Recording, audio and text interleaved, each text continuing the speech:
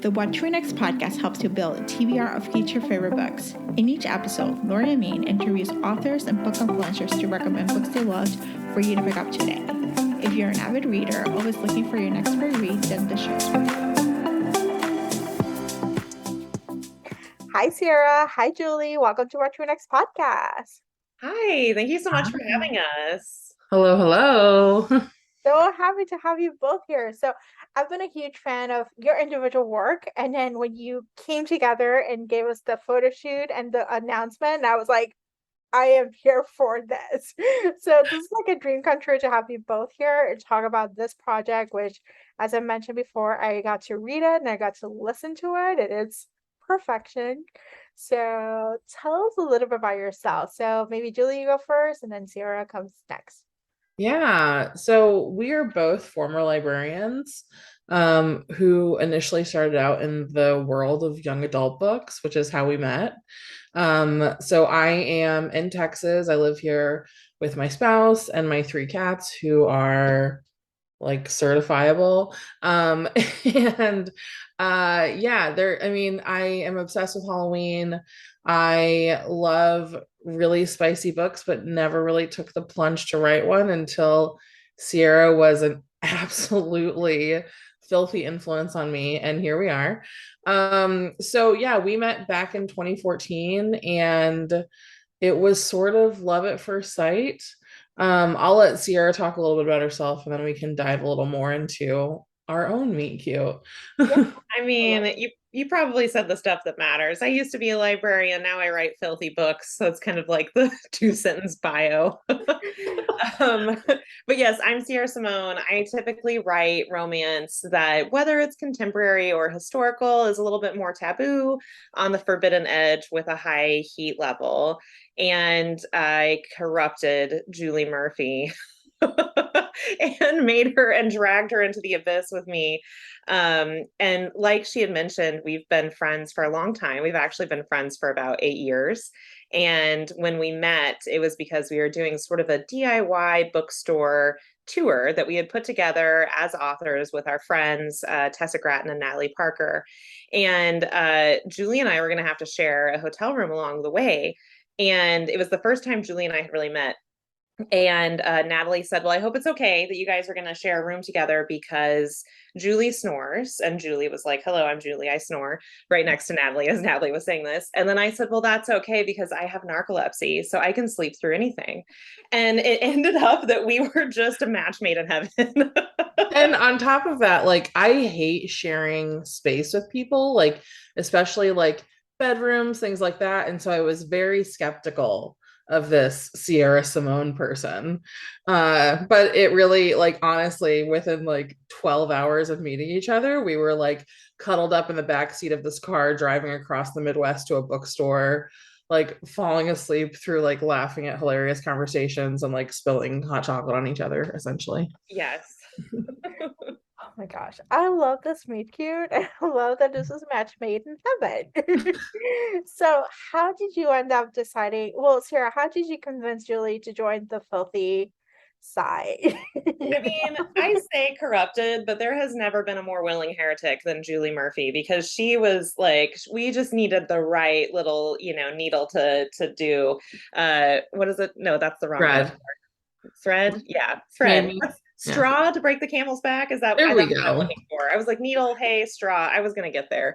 Anyway. So what happened was Julie and I are like a match made in heaven in other ways too. And Julie and I have very similar sleep schedules in that we do not sleep in the nighttime. We prefer to sleep a little bit more in the day, like vampires. And this sometimes puts us at odds with our friends who are like diurnal. They wake up with the sun, they do yoga, they meditate, they go on like a run, and then they write 7,000 words, and then they have dinner at 5 like normal healthy people. And so Julie and I have always gone to writing retreats with our friends and been a little bit like, oh man, what do us vampires do when everyone else gets up at 6 and we want to sleep until 11? So we started doing these little like tiny retreats on our own. You could call them back channel retreats, maybe, where we would just Yeah. go, just the two of us, and keep like our wackadoodle sleep schedule where we would sleep in, but then we would work really late into the night. And we usually, just timing wise, these retreats would end up happening around Christmas. And so if we got all of our words in as a reward for ourselves, we would get to eat pie in bed and just watch the absolute like cheesiest, schmaltziest Christmas movies we could find. And we were watching some of these one night, and we'd had a lot of pie by this point. That's not even a metaphor. It was a lot of pie. That's not like a euphemism for the kids. And we noticed that the Christmas movie productions have a pretty similar production quality to maybe some productions that are meant more for like alone time. And that sort of became a little bit of like a running joke, like, oh, these are not so different. What if someone tried to break into the movie biz to make a quick buck, who had already like established themselves as like an adult entertainment, mogul? And that was how the idea started like spiraling out. And once we had landed on this sort of silly, happy Christmas story, I mean, I think Julie was Yeah. really sold. I mean, I love the idea because we kept spitballing this and like suddenly it was like, well, they're set in like a forever Christmas small town. So it's like, 24 hours a day, 365 days a year, Christmas town. And that's like my favorite thing to build out is like a tiny little town full of just absolutely ridiculous characters. So it was really like it was one of those things where we like joked about it and we had so much fun talking about it and we were like, right, we'll write it one day. And then like 2 weeks after we got home, it was like, do you want to write it now? Do you want to cheat on all of our other books and just write it now? So yeah, it really did save both of us though at a time when we were both really struggling through our writing. I mean, it was like the height of the pandemic. Like everyone was just miserable. No one was going anywhere or doing anything. And at the same time, like we'd also both been writing for quite a while and we're starting to feel like this like plateau type feeling. And getting to write with your best friend is like getting to like perform for your best friend, if that makes sense. It's like when you're a kid, it's like I made this play and now I'm going to make everyone in the house sit down and watch this play that I made, but you get to do it for your best friend. And so it's just full of like inside jokes to each other, and really like the first draft of this book was just solely to make each other laugh our asses off, and also to be like, oh my god, that's so hot, do it more.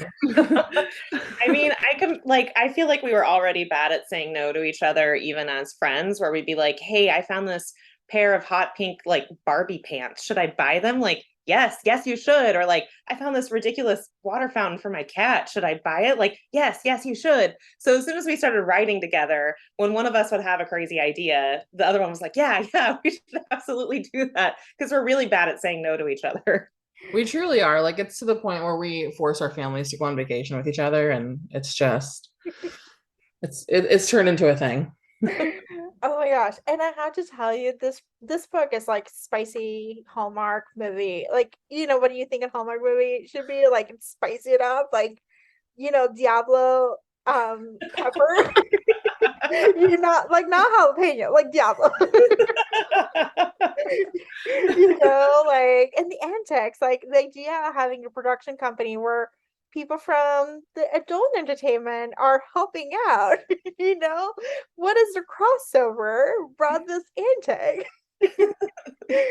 So what was kind of the research to think about like how to create producing a movie, looks like. Well, I will chime in before we have our real answer. And I will say part of our answer was a rom-com author named Nisha Sharma, Yes. who is like the holiday movie librarian. She has like an It's so amazing true. spreadsheet that she's built out with all of the movies every season that are coming out. And, a lot of these channels have now like fall themed movies, spring themed movies, like they have them for every season, and she's got a spreadsheet for everything. And so she was actually a really valuable resource just for insight into things like production time. So a lot of these holiday movies have really quick production turnaround times. Like this is not Avengers Endgame type of time commitment that the studios are putting in. They're very fast. And so like a lot of that information was really useful. But a lot of information also came from Julie, because Julie has a movie made of one of her books. So a lot of things I'd be like, Julie, is this what a screenplay looks like? Yeah, so Dumplin' is a movie on Netflix, and then although it's not going into production, I also wrote a screenplay for a movie for Disney. And so I did have some sort of, I had enough knowledge to be able to like fill in the blanks and make it look like we knew what we were talking about. But like I'm sure if like a really top-notch film person came through with a fine-tooth comb, they would be like, that's not what craft services does. But it's good enough. And here's the thing about Hollywood and the film industry. I have so much respect for these people. It takes so many people to make even the worst movie happen. But at the same time, if anyone deserves to kind of be made fun of a little bit, it's people who work in the film industry. Yes. All right. So we actually haven't talked about what is the elevator pitch of the book. So because we were talking about everything else, but I think maybe our listeners should know what is the book all Are about. we just chaos monsters? I'm so sorry. No, this is great. Okay, I'll do the quick elevator pitch for the book. Is that okay, Sierra? Okay. Yes, she's so good at it that I make her do it every time. I'm like, I don't know words. You do it, Daddy Julie. Oh my God, that's so hot. Okay, so the quick pitch for the book is that we have our main characters, Bianca Hobbs or B Hobbs and Nolan Shaw. B is a adult film star who has always wanted to dip her toes into mainstream movies, and the producer that she works with in the porn industry is had this genius idea to diversify his efforts and to start getting into holiday Christmas movies, because like we said, it's a very similar production quality and timeline. Although, I mean, let's be honest, like a porn is filmed in like 3 days, but it's similar in a lot of ways. So B sees her opportunity to get involved in these movies, and she is basically semi-accidentally cast in this upcoming holiday movie that he's doing called Duke the Halls.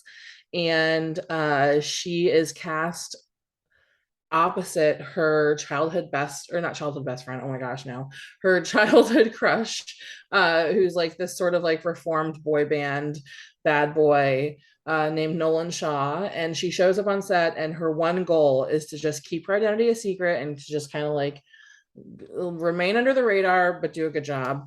And she gets on set, and the only person who knows who she is Nolan, because he is one of her biggest fans.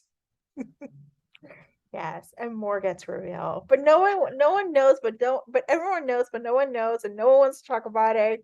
It's like this comedy, and then the people who support the staff because there was a mishap are people who work in the other industry, and they're trying to avoid telling you they work in the other industry, but they are working in the other industry.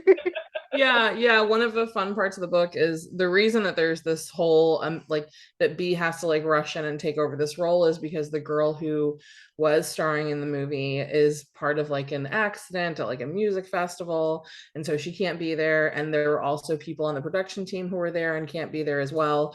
So not only does our porn producer with a heart of gold have to fill in with his like main starlet, but he also has to find a few other people to fill in the blanks. And I will say that costuming a Christmas movie is much different than costuming a porn. So there are some interesting folks just trying to do the best they can with the resources they have. Yes, and as I said, this is in the spice level, this is Diablo. This is like it's a spicy. There's plenty of scenes. It's great to listen to it, but you should have your headphones and no kids, on the drive, or go in a drive-through and order Starbucks and just basically, bust out the audiobook. Yeah, I will say that like it's definitely very, very spicy, especially on the Julie Murphy scale. But on the Sierra Simone scale, if you are a Sierra Simone reader, Yeah. I would say it's like middle of the road for Sierra Simone. It is, I agree. It's middle of But the I road. think for the general reader, it is pretty spicy. I know people are like, what? He's not a priest? There's only 2 people? All right, I guess 3 chili peppers. Yeah. Yeah, and your scale, Sierra, is probably like just a regular Yeah. bread and butter, I'm like like, this is innocent. This this is is traditionally so published. That's innocent. probably why it's traditionally Yeah. published, but Yeah. Yeah. but for Christmas romance, it is spicy because typically Christmas romances are very tame, just like Hallmark movies, or just have a kiss or go fade to black, and then just like happily ever after. So I'm glad that you're delivering what actually it's my most popular podcast ever is spicy holiday books.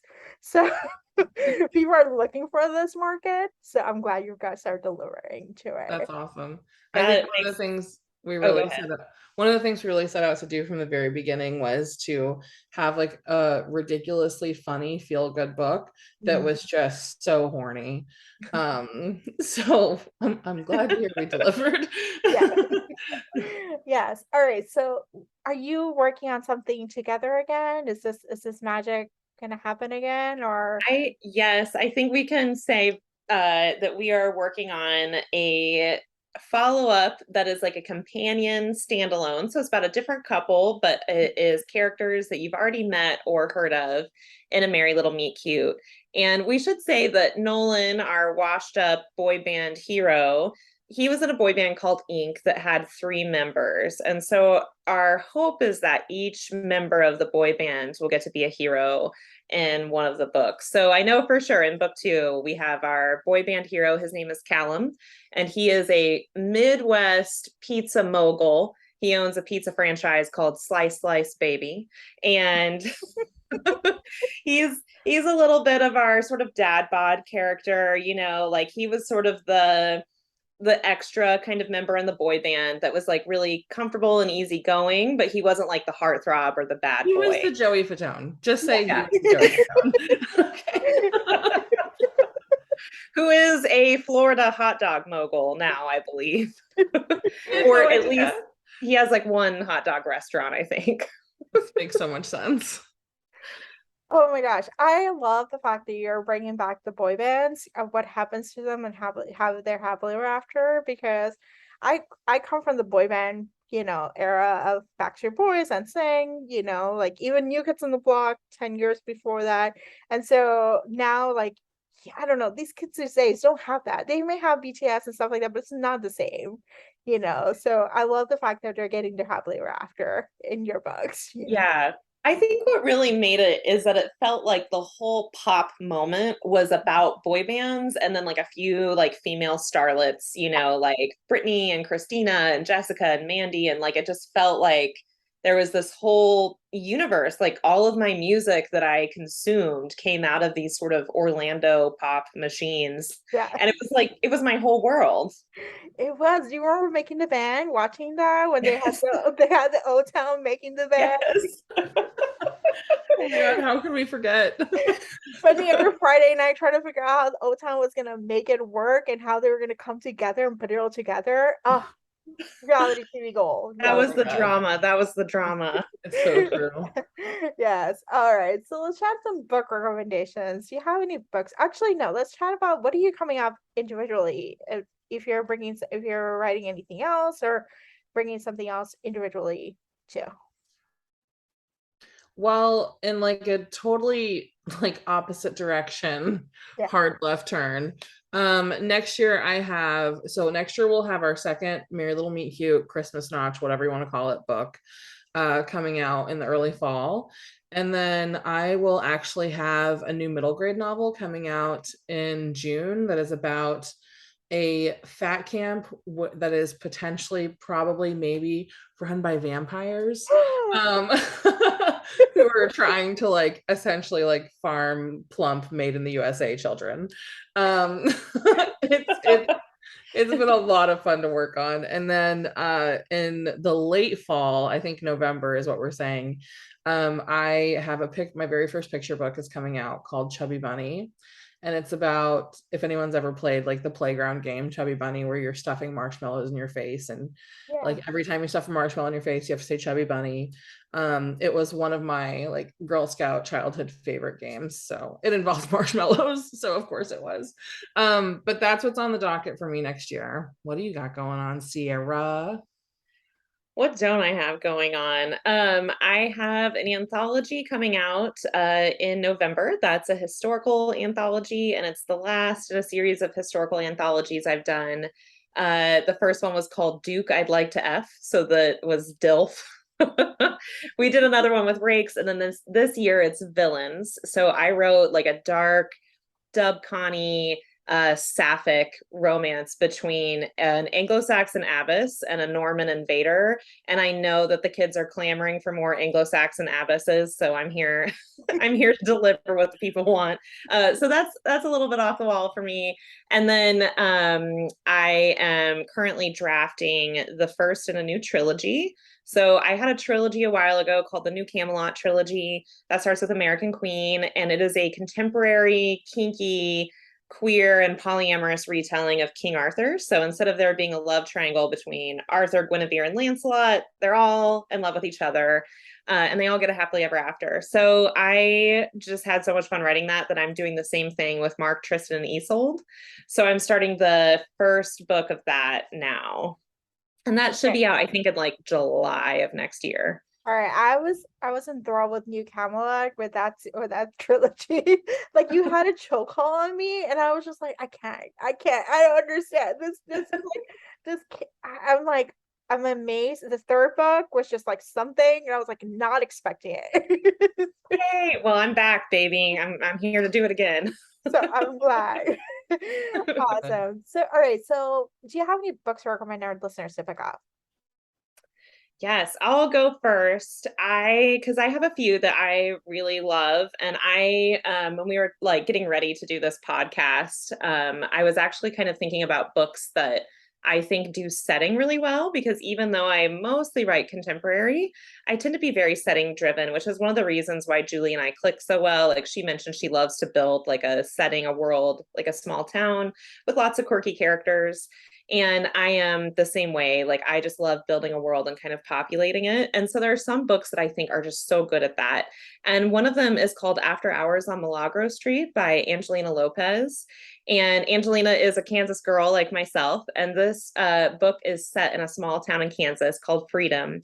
And it is just this amazing city girl comes home to small town kind of story that we see a lot like in Hallmark stories, right? But it is super spicy, super inclusive, and it's just this really lushly, beautifully, sensually told story about someone trying to navigate family and like close knit and let's say maybe a little bit nosy neighbors in this small town as she's trying to take over her family's bar. And the hero is a professor, and he is so swoony, so cute. Okay, so I have a couple of recommendations, but the book recommendation that is like people will probably still hear me whispering it from the grave, or like at like my wake one day, like when they come visit me in my coffin, I'll be like, "Have you read God-Shaped Hole?" Okay, so God-Shaped Hole by Tiffany DiBartolo is my like annual reread. It's the I do not reread books. This is the book I reread every year. To read this book is to know me. So God-Shaped Hole is about a very skeptical woman who doesn't really believe in the idea of like a one true love or anything like that.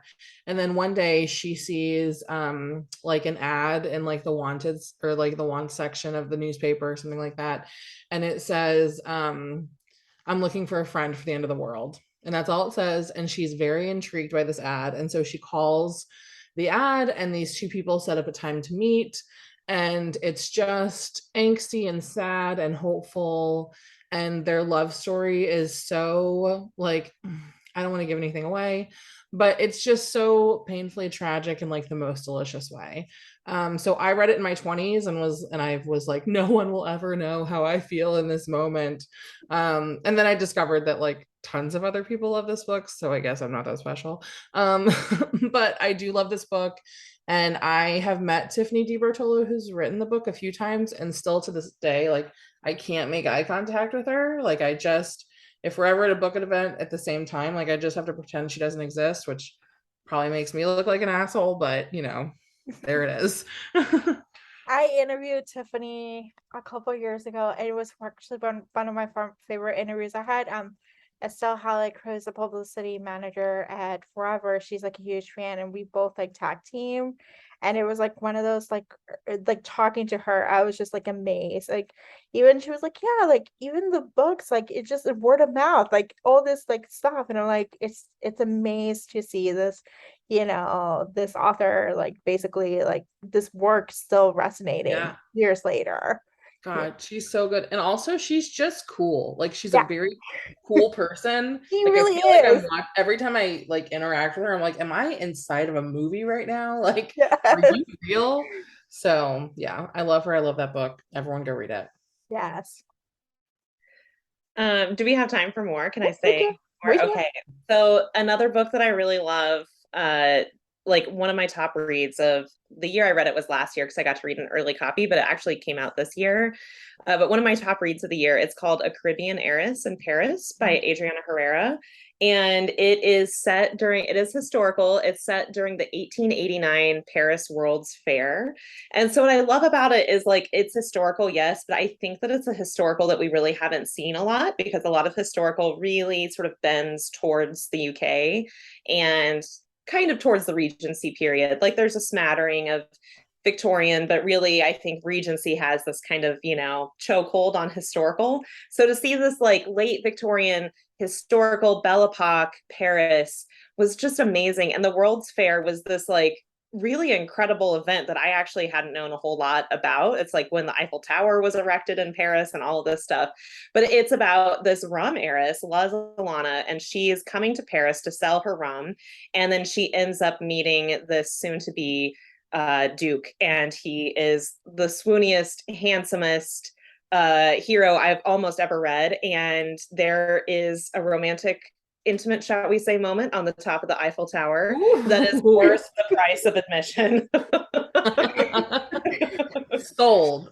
Oh, Yes, Adriana always delivers, That's yes. that's a guarantee. She's gonna deliver that, Yes. And I should say she writes contemporary and historical. So if you're like, oh, I just don't know about diving into historical, her contemporaries are also just as sexy, just as amazing, just as like incredibly and brilliantly written. Yeah. Okay, my next recommendation is for anyone who has an Emily Henry itch to scratch. 7 Days in June by Tia Williams. So I just picked this one up. It's kind of cheating because I'm not fully done with it yet, but I already want people to talk about, like, I already want to talk to people about this book. So here we are. So it's about two writers. One of them is an erotica writer, and one of them is, I'm blanking, but another writer, a I not think a erotica lit writer. fiction. I think he does lit Yeah. fiction. I He think it's like writes like the sort of like literary elite kind of books. Yeah. yeah, the snooty stuff, right? Yeah. Okay, so they had like this sort of like tryst, like one like weekend, like or 1 week of like being in love basically when they were teenagers, and it was super heated and just intense. And then they haven't like spoken for years and years, and they are like forced to basically be in close proximity again for this short amount of time. And like the past begins to unfold, and you realize that they've been essentially like writing like to each other in their books like after all this time. And it just the thought of that makes my face hurt. So yeah, 7 Days in June. I'm not totally done with it yet, but that just means that you can come get in my DMs and talk to me about it.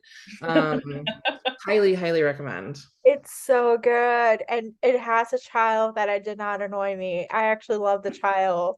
I think it's because the child's like a teenager. So Yeah. like they're pretty like sarcastic and Yeah. like witty. Like they're so much fun. Yeah. That's so true. That's a resounding endorsement, by the way. It has a child that didn't annoy me. Yeah. It's just so good. I don't know. It's a romance. It's like if people question it, it's romance. But it's just so good. And it's a perfect companion if you have the itch for Emily Henry. This is the book you need to read. This is Yeah. the one. I totally agree. And also, like, as an author who works in publishing, I didn't realize it was a romance novel at first based on the cover. So I feel like the cover is like amazing and stunning, obviously, but like I just thought it was a totally different kind of book. Yeah. So whatever you think it is, it's probably not. And you should pick it up and read it like Yeah. right now. Yeah. Yeah. Okay. My final book, I promise, and then I'll stop. Because I used to be a librarian, I'm always like, here, I've got books for everyone to read. Yeah. But my final one that does just amazing things with setting that I really love is called Strange Grace by Tessa Gratton. It's actually a YA fantasy, but it does have a happily ever after of sorts in the YA fantasy sort of paradigm. But basically, it's about this small village that is kind of like in a fantastical Wales where nothing bad ever happens and everyone is good and healthy and safe all the time because every 7 years they sacrifice their best boy to the forest. And that's the price they pay for having this perfect village. And but 1 year when like you're supposed to sacrifice the best boy every 7 years, but 1 year the grace moon rises early and they're going to have to sacrifice someone to the forest like years too early and they're not ready. So these three main characters, there's a witch, an outcast, and the person who's obviously going to be the best boy. They are trying to figure out what's going on, and it's like queer and polyamorous and just gorgeously written and very creepy. So it's very good as we're kind of edging closer to Halloween. It's like a really good Halloween read. It's so good. It's so, so good. I need to add this to my queue. That's a must add. Okay, I actually have two more books. I'm gonna be really fast though. Okay, so and then we'll be That's done. fine. We'll be done. I That's fine. promise. That's fine. Okay. Take your time. Okay, two more and then I'm done. Okay, All the Feels by Olivia Dade. If you have not read this series, it's her spoiler alert series. Every book has like a Hollywood spin. And this specific book is about basically like a super cute dude bro kind of guy who's a little bit not so smart. At least that's how I read him, just like a cute kind of big dumb guy. And he's starring in like this Game of Thrones type show, and the girl that he like, our main character is a ER therapist who is basically just totally done with her job, totally like over it and very like tired and exhausted. And so she lands this cush job thanks to her cousin on the set of this TV show with this very cute big dumb guy who keeps getting into fights because his fists are always in the way. I don't know. But she lands a job being his handler. And so it's like this like opposites attract, like workplace romance, super cute, super steamy. And also like the cover art for this book is adorable and so cute. So I always recommend Olivia Dade. She's like one of my go-tos. So pick up the spoiler alert series. The good news is when you fall in love with this book, there's going to be more to read because she has the third book coming out soon. And then my fourth and final recommendation, I'll be really fast, is Dating Dr. Dill by Nisha Sharma. Okay. I feel like I mean, we can't talk about like our Christmas book without talking about Nisha, and also like Dating Dr. Dill is just so great. Here's the thing. I can curse on the show, right? Yeah. I'm so used to being in YA world. I'm like, can I say bad words? Can I say baddie? Yeah, we're fine. I could not give a shit about Shakespeare. Like, I don't care about Shakespeare. All my friends are like into Shakespeare and go see like Shakespeare in the parking lot or whatever. Like, I don't care about Shakespeare, but I do care about all the different Shakespeare retellings. So, like, the surge of like late 90s, early aughts Shakespeare rom-com movie retellings, like 10 Things I Hate About You. There's more. I'm sure that The one you like, She's the Man. She's the Man. It's the 12th Night retelling. Yeah. Okay. This is what my Shakespeare in the parking lot friends, if you can't tell. But anyways, as soon as I found out that this was a Shakespeare retelling, I knew I was gonna love it, even though I hate Shakespeare. So this is part of the If Shakespeare Was an Auntie series that Nisha launched with Dating Dr. Dill. And it's just like, is it enemies to lovers? Can we say it's enemies to lovers? It feels like enemies to lovers. Yeah. It has some enemies to lovers. They have like an interesting, they have a good meet cute, but then the second meet cute becomes enemies, you know. He has strong feelings about love. Yeah, So it's taming of the shrew. Is that what you call it in Shakespeare language? Yes. Yeah, I would say I would definitely point people towards 10 Things I Hate About You if they want, sort of the like emotional energy of it. Because if I wrote Taming of the Shrew, I could actually put like, spanking and stuff into it. But like Taming of the Shrew is a tricky story, I think, to have your hero remain sympathetic throughout the whole story. But what I love about Dating Dr. Dill and also 10 Things I Hate About You, is they find a way to get that same sort of fun push and pull between the two leads without there ever being a moment where you're like, I don't want her to spend any more time with this guy. Instead, like, he's amazing. Yes. He just has strong beliefs about love. know? Yeah, in that it doesn't exist. Yeah. Which And I is the love- best thing to do for a woman's right. Like, I'm gonna prove you wrong. I know, right? Like, we love those heroes that are like, love isn't real, and you can't make me fall in love because it's not real. And then we're like, we're just gonna watch. What is this trope called? It's not like fake dating, but it's like we have to date for like the greater good. Like, what is that called? I think it's just called fake relationship. Fake Yeah. relationship. Okay. Yeah. Well, I love this energy because like I'm all about being a mogul in your own life, and like yeah, I'll date you to make my own life better. Accidentally For fall in love money, with if you give me money for dating you, I'll date you. Yeah. It's professional this time, And we should say there's a second, so there's going to be a second, if Shakespeare was an anti-book, and I'm blanking on the title right now, but you meet those characters in book 1.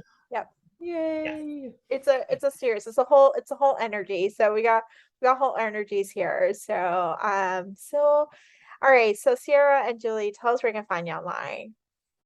You can find me on Instagram at the Sierra Simone, and you can also find me on my website, thesierrasimone.com.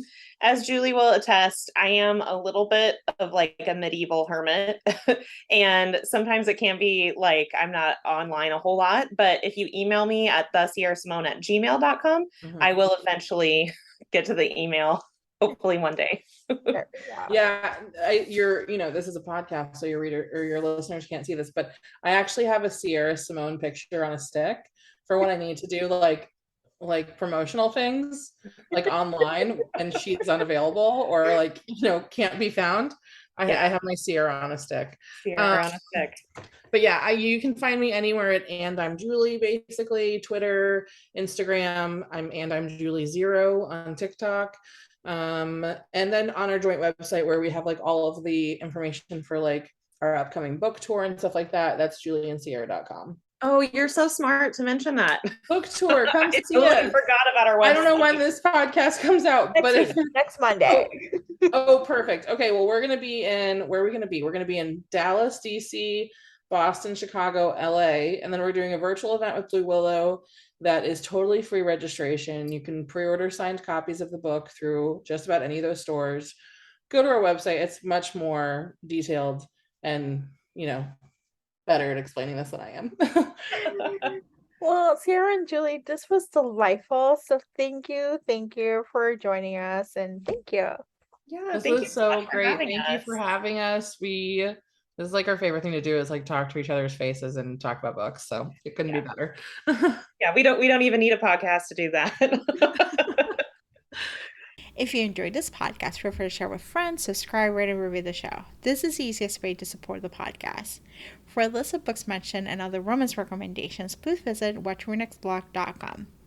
Did you know you can purchase audiobooks directly from your favorite local bookstore? With Libra.fm, you can pick up more than 250,000 audiobooks, including bestsellers and recommendations from real booksellers. You'll get the same audiobooks at the same price as the largest audiobook company, you know the name, but you'll be part of a different story, one that supports the local community. If you're new to audiobooks, they're the perfect way to squeeze more reading into your busy life. Listen with the free Libra.fm app while you do your chores, walk the dog, relax at home. If you already love audiobooks and don't know what to listen next, check out recommendations from people who know the best booksellers. The Watch Read Next podcast has a special offer for our listeners. Get 2 audiobooks on Libra.fm for the price of 1 with your first month membership. Use code WatchReadNext. The offer is valid only for new members in Canada and the US. Thank you so much for listening and have a great day.